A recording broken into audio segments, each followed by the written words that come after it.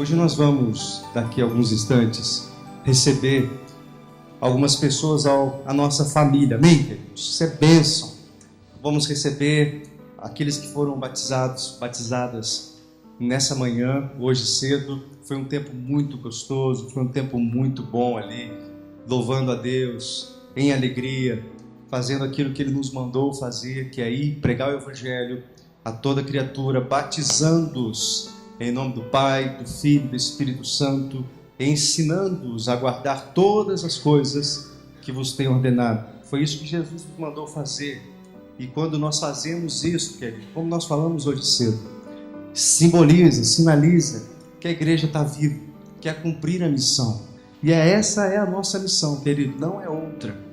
Não é outra. A nossa missão é ganhar gente, trazê-las para o convívio da família, da fé, batizá-las e ensiná-las a guardar todas as coisas, para que elas possam crescer na fé e se multiplicar em novas vidas também. Amém, queridos? Isso é bênção. Nós vamos receber essas pessoas aqui que estão fazendo parte da nossa família.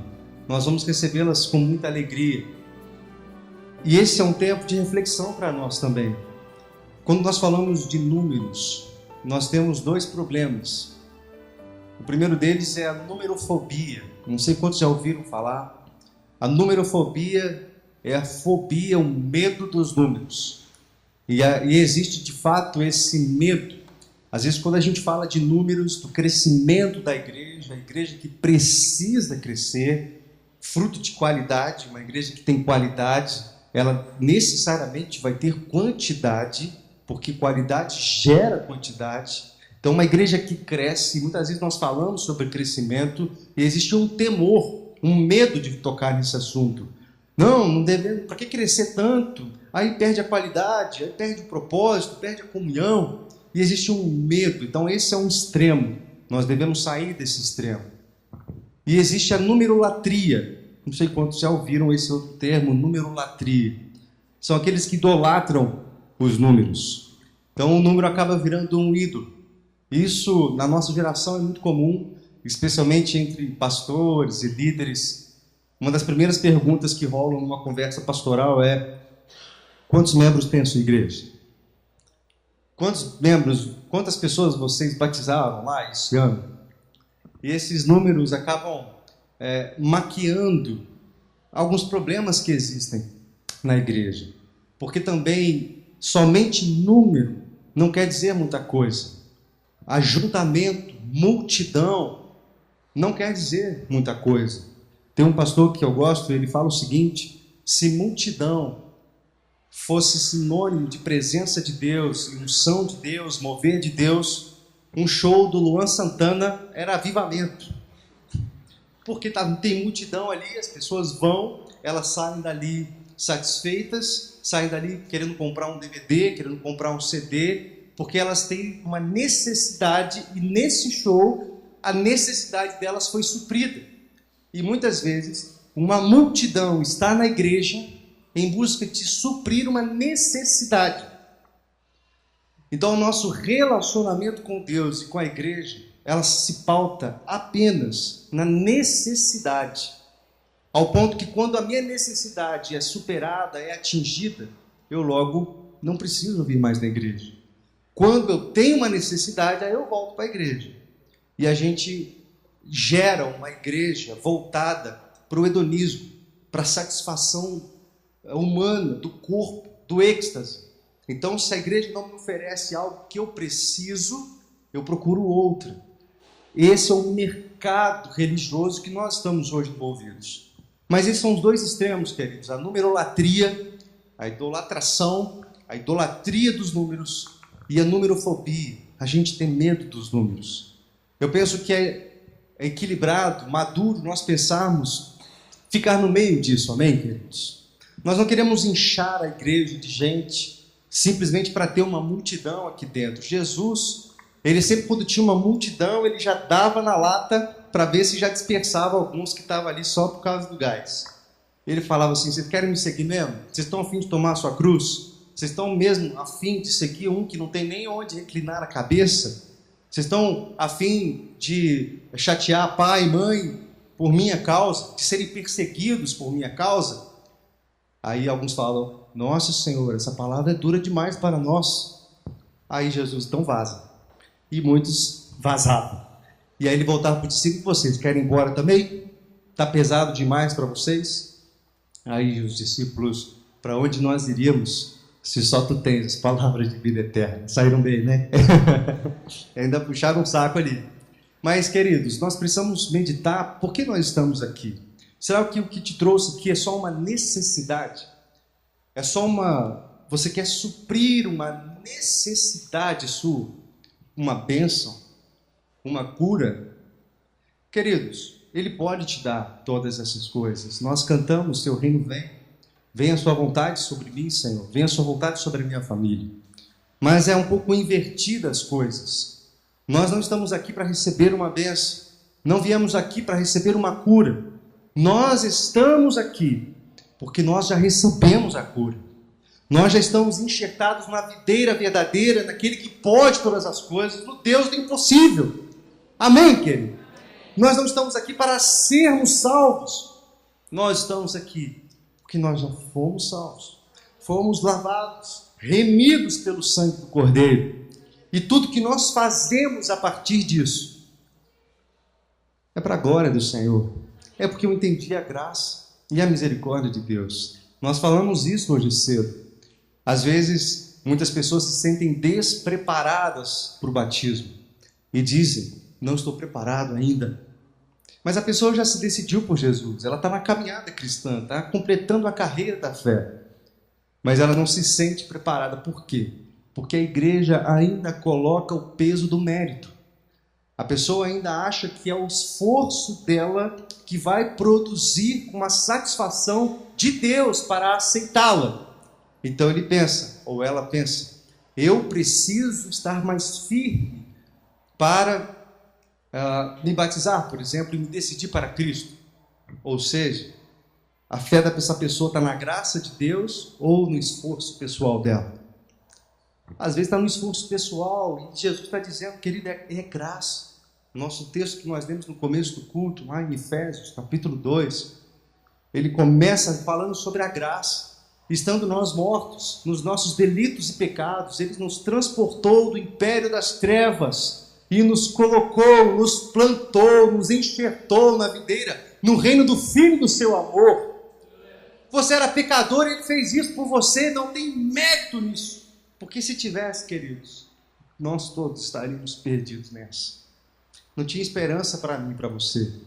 Mas é por causa da graça que você é aceito, que você é amado, regenerado, salvo e habilitado para ter uma vida feliz, uma vida cheia de satisfação, uma vida abundante em Jesus. Nós colocamos aqui os pedidos de oração e, querido, se eu abrisse mais aqui, estavam falando de pedido de oração até agora, na verdade. Nós temos lutas, temos tribulações. Jesus falou, no mundo vocês vão ter perrengue mesmo, gente, vão ter tribulação, mas tem de bom ânimo, completa essa carreira ali. Para no caminho, não. Vai até o final e completa. Você vai receber de mim o galardão. Completa essa carreira. É difícil, não é fácil. Mas a grande notícia para mim e para você é que a sua carreira não está pautada e alicerçada no seu esforço pessoal. Está alicerçada na graça de Deus. E é quando nós falamos, Deus, agora vem, que eu me rendo.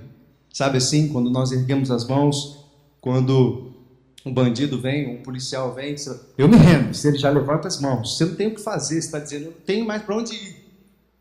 Deus, eu não tenho mais para onde ir. Só tu tens as palavras de vida eterna. Eu estou cansado com meus próprios esforços tentar produzir salvação. Eu estou cansado dos meus próprios esforços tentar ter uma vida santa. Eu estou cansado dos meus próprios esforços querer ser melhor, querer ler a Bíblia, querer vir na igreja, porque o meu próprio esforço me deixa cansado e deixa a vida cristã chata. Não é verdade, irmãos? Não é tão chato quando a vida cristã vira simplesmente uma obrigação. Você precisa vir na igreja por uma obrigação. Tem coisa mais chata que isso, irmão? Não, eu tenho que ir na igreja, senão o pastor vai pegar no meu pé, vai puxar minha orelha. Irmãos, é ruim isso. Não é isso que Deus quer para nós. A vida cristã, isso tem que ser natural para nós. A gente cantou aqui agora, é bonito isso. Seu reino vem, seu reino vem.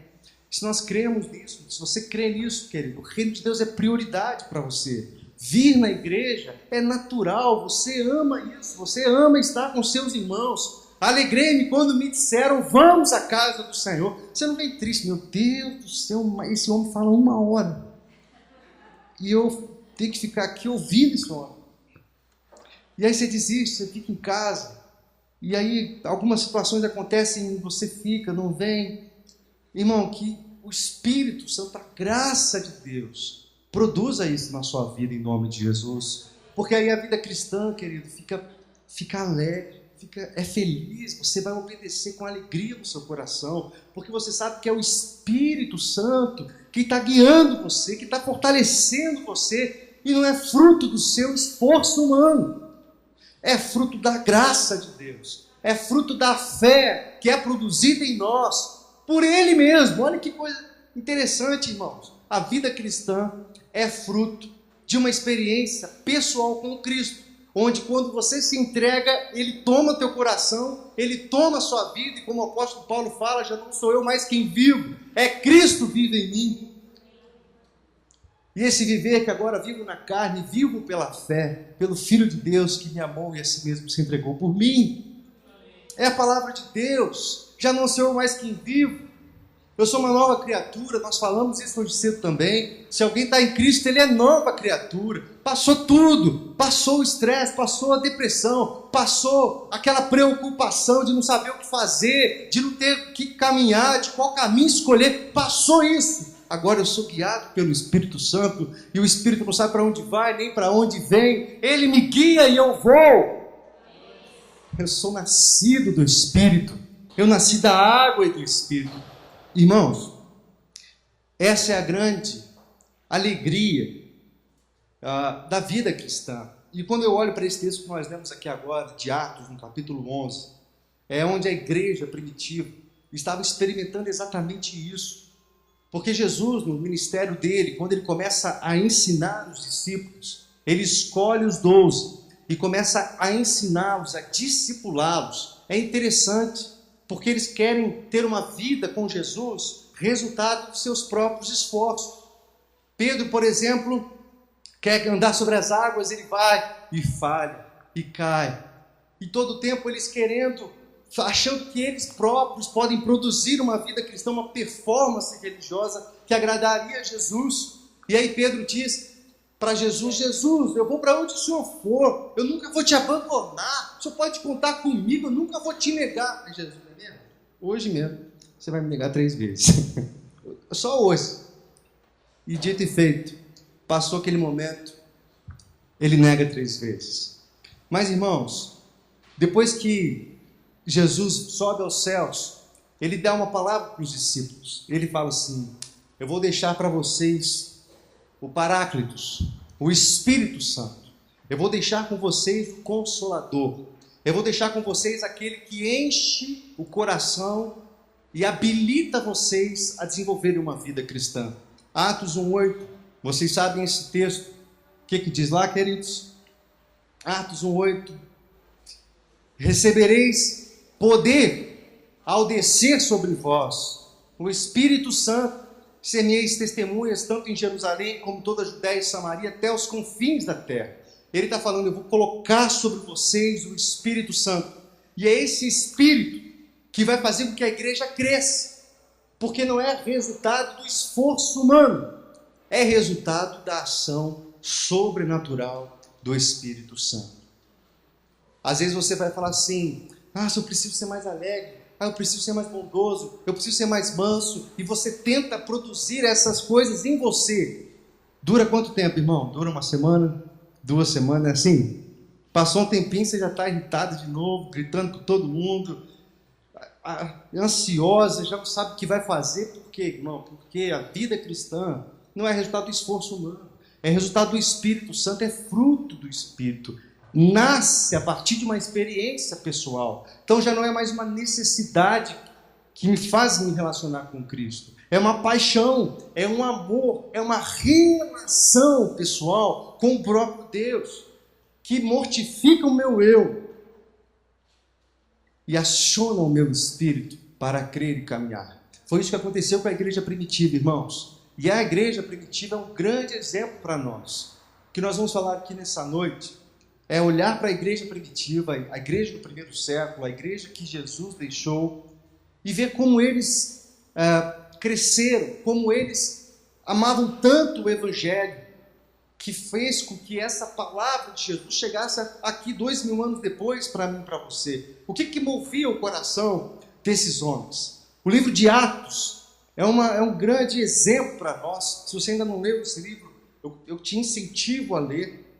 Atos 1,8 já começa assim, olha, vocês vão receber poder, e eles recebem no capítulo 2 o Espírito Santo, é o Pentecostes. Pedro já não é mais aquele medroso que negava Jesus, agora ele é um homem cheio do Espírito Santo, começa a pregar, naquele mesmo dia 3.000 se convertem a Jesus, são batizados em nome do Pai, do Filho e do Espírito Santo, e a igreja vamos lá, pessoal, no Atos capítulo 2, olha só o que acontece, que coisa tremenda, a partir do verso 42, do 41, ele vai falar que 3.000 se convertem, 3.000 aceitam a Cristo, e são batizados. Aí depois do 42 ele fala assim, e perseveravam na doutrina dos apóstolos, e na comunhão, e no partir do pão, e nas orações, em cada alma havia temor, e muitos prodígios e sinais eram feitos por intermédio dos apóstolos. Todos os que creram estavam juntos, e tinham tudo em comum, vendiam suas propriedades e bens, distribuindo o produto entre todos, à medida que ninguém tinha necessidade. Diariamente perseveravam unânimes no templo e no partir do pão, de casa em casa, e tomavam as suas refeições com alegria e singeleza de coração, louvando a Deus e contando com a simpatia de todo o povo. Enquanto isso, acrescentava-lhes o Senhor dia a dia os que iam sendo salvos.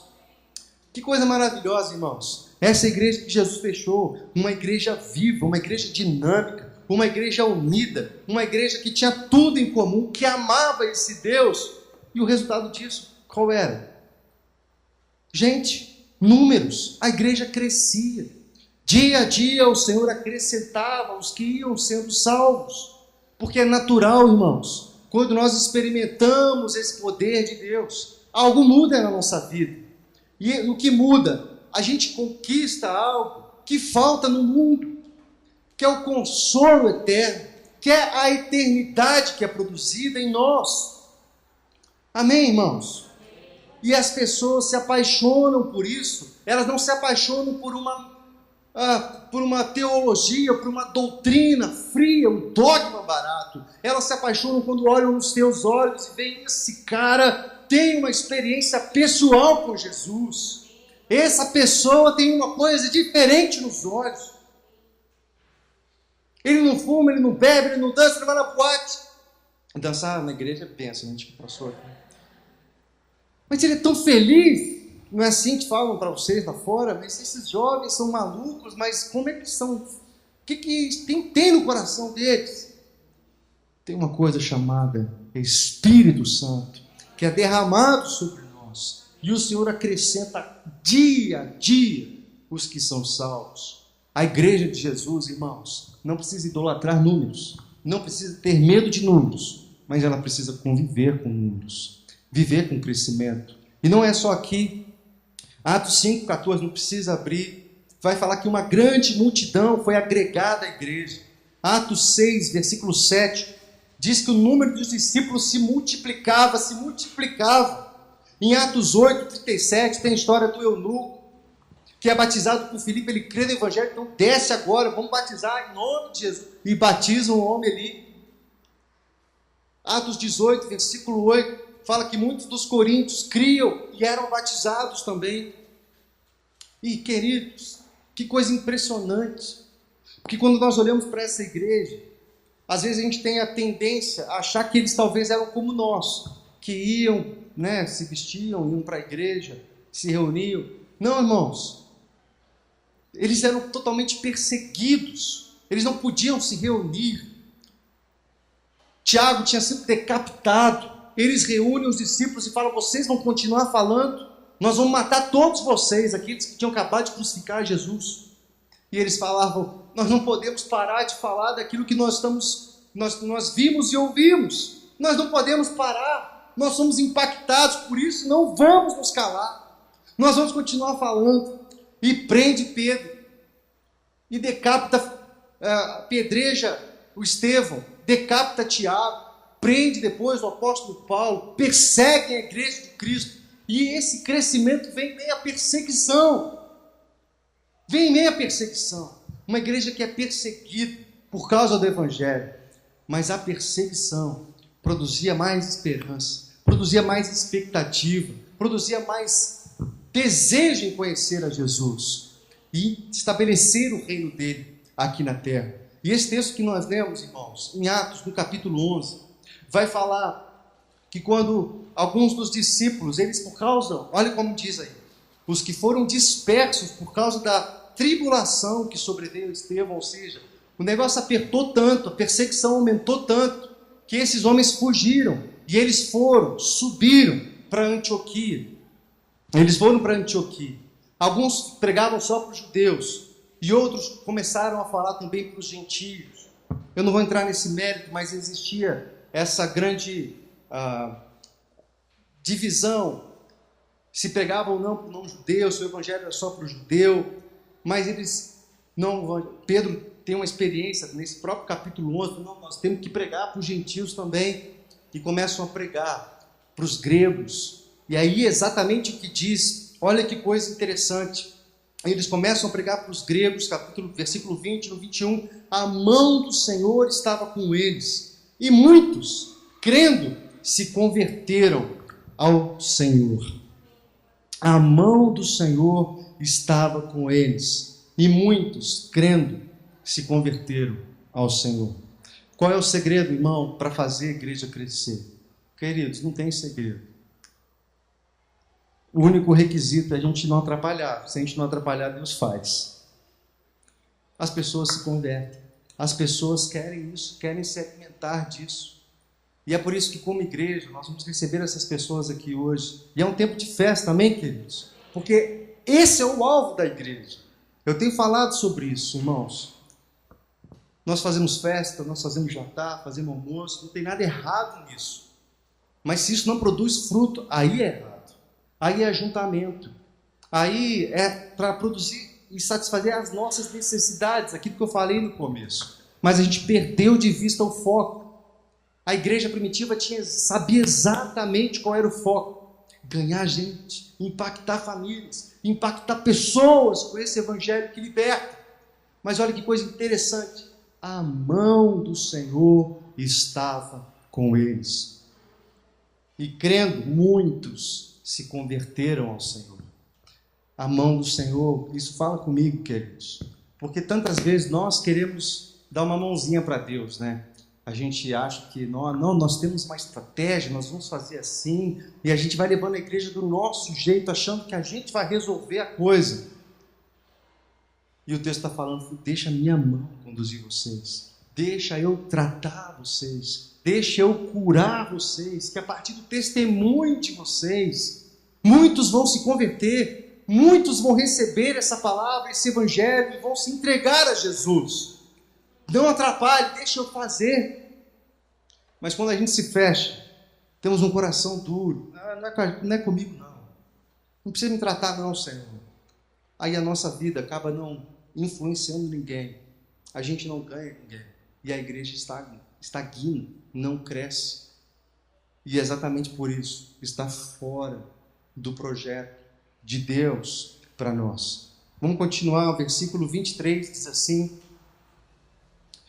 vamos ler o 22. A notícia a respeito deles chegou aos ouvidos da igreja que estava em Jerusalém e enviaram Barnabé até Antioquia. Ou seja, qual notícia? A notícia de que o evangelho estava sendo pregado aos gentios, aos gregos, e os gregos estavam se convertendo. Então essa notícia chega à igreja de Jerusalém e eles enviam Barnabé até Antioquia. Aí Barnabé chega em Antioquia, tendo ele chegado, vendo a graça de Deus, alegrou-se e exortava a todos a que com firmeza de coração permanecessem no Senhor. Olha que interessante isso, irmão. Nós temos falado muito sobre a graça de Deus, não é? Hoje cedo nós falamos sobre isso, que não é mérito, é graça. E quando nós queremos nos relacionar com Deus baseado no nosso mérito, a gente está errado, a gente não está entendendo bem. E quando Barnabé vai naquela igreja, naquela comunidade que estava crescendo, ele vê a graça de Deus. Olha que bonito isso. Vendo a graça de Deus, ele se alegra. Irmãos, nós precisamos da graça de Deus. Nós precisamos ver a graça de Deus uns nos outros. Porque quando a gente entende a graça, queridos, a gente aceita mais as pessoas. A gente se corrige, sim, mas a gente ama. Porque a gente sabe que nós estamos igualados por causa do pecado. E não existe ninguém melhor do que ninguém. Nós estamos todos no mesmo barco. E precisamos uns dos outros para caminhar. Ele viu a graça de Deus, que aceitava. Aqueles gregos que eram gentios, e a igreja de Jerusalém não aceitava, dizia que o evangelho era apenas para os judeus. E tantas vezes, irmãos, nós estamos aqui, achando que nós estamos, eu estou certinho, eu estou na igreja, eu vou para o céu, agora meu irmão ali, ele vai para o inferno. E a gente julga, e a gente perde a dimensão da graça de Deus. E ao invés de julgar, a gente deveria falar, deveria amar essa pessoa. Ao invés de julgar, você deveria estar do lado dela, chorando com ela, visitando ela, se relacionando com ela. Barnabé é um homem maravilhoso. Um dia eu vou pregar sobre Barnabé. Lá no capítulo 4 de Atos, fala que Barnabé, na verdade, Barnabé era um apelido dele. O nome dele era José, natural de Chipre. Tem uma música antiga aí, não sei quem lembra dessa música, mas era José. E eles apelidaram Barnabé, José de Barnabé. Bar significa filho, filho de Nabé. Barnabé. Assim como Bartimeu, Bartolomeu, era como um apelido. Não é bom colocar apelido nos outros, não é verdade? Mas olha que apelido interessante que colocaram para esse homem chamado José. Filho do Paráclitos, filho do Espírito Santo, filho da consolação. Em algumas versões fala filho da exortação. Mas pensa isso, irmãos. Filho do Espírito Santo. E aqui o texto fala que quando ele chega lá, Barnabé chega em Antioquia, ele se alegra vendo a graça e exortava a todos para que com firmeza de coração permanecessem no Senhor. Irmãos, quando Jesus fala que enviaria o Espírito Santo, Paráclitos, ele está falando exatamente isso. Eu vou enviar aquele que vai incentivar vocês, que vai ajudar vocês a perseverarem e completar essa carreira. Esse era o apelido desse José de Barnabé, filho da consolação. Ele era aquele que incentivava. Quando ele chega em Antioquia, é exatamente isso que ele faz com aqueles que estavam se convertendo. Ele fala, é isso mesmo, irmão, continue buscando a Deus, continue firme nesse projeto, firme nesse alvo, não confie em você, não confie no seu mérito, confie na graça de Jesus, que é derramada sobre você, e Ele tem o melhor para a sua vida, Ele tem o melhor para o teu coração. E eles chamavam esse homem do filho do Espírito Santo, filho da consolação. Irmãos, quantos de nós poderíamos ser chamados assim, queridos? Filhos da consolação. Rafael, filho da consolação, filho do Espírito Santo. Que apelido, né, gente? Que maneira de ser chamado.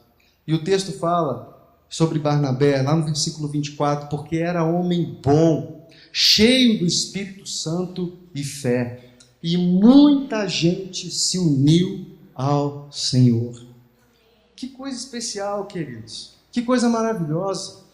Era um homem bom, cheio de fé, cheio do Espírito Santo, e o testemunho desse homem fazia com que muitos se convertessem a Jesus, aceitassem o Evangelho.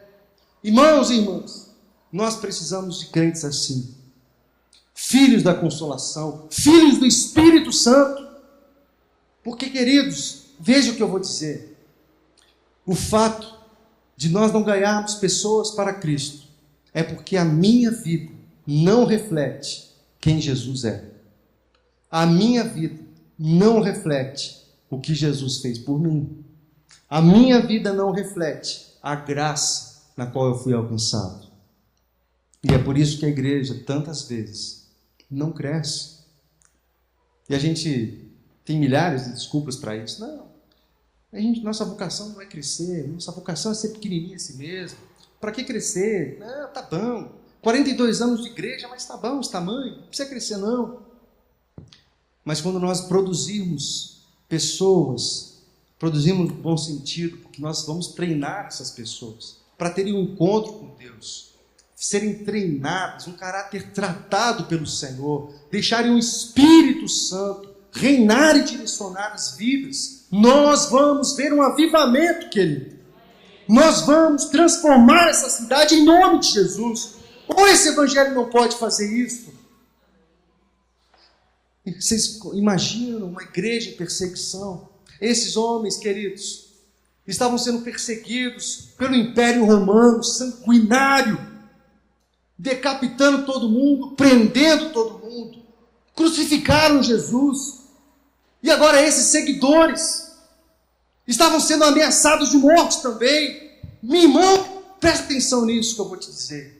Nós temos liberdade para ler a Bíblia em casa. Nós temos liberdade para evangelizar as pessoas. Nós temos liberdade para vir no templo orar, nos congregar uns aos outros. Nós temos liberdade, querido, e até nisso nós negligenciamos. Nós precisamos desse tipo de crente, de homens justos. O texto fala de Barnabé, lá no capítulo 4 de Atos. Barnabé vende um campo, propriedade, coloca aos pés dos apóstolos. Um homem generoso, um homem que investia no reino, um homem que cuidou do apóstolo Paulo. Nós conhecemos muito o apóstolo Paulo e conhecemos pouco Barnabé. Porém, Paulo não seria quem ele foi, se não fosse Barnabé que o discipulou. Porque lá no comecinho de Atos vai falar sobre isso, todo mundo estava morrendo de medo. Um pouquinho para trás aqui, depois do capítulo 9. Estava todo mundo morrendo de um tal de Saulo, que perseguia a igreja, agora caiu num caminho para Damasco, e teve um encontro com Jesus, e agora se converteu, estava todo mundo tremendo, porque era um homem que matava, um homem que perseguia os seguidores de Jesus. E Barnabé se posiciona para discipular. E aqui o texto vai dizer que ele pega o apóstolo Paulo, olha o 25, e partiu Barnabé para Tarso à procura de Saulo. Tendo-o encontrado, levou-o para Antioquia, e ele ficou lá 1 ano discipulando o apóstolo Paulo, cuidando do apóstolo Paulo, para depois Paulo ir aos confins da terra, evangelizar os gentios. É poder de Deus, irmãos, é a ação de Deus.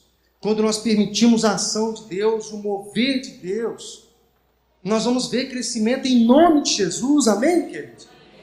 Porque é isso que move a igreja. O que move a igreja, o que move e deve mover o meu e o seu coração são vidas, são almas. Nós precisamos amar pessoas. Pessoas que estão lá fora morrendo, se drogando, se suicidando. Famílias destruídas, casamentos destroçados. Jovens desiludidos, queridos. Nós temos a boa nova, boa notícia da salvação em Jesus.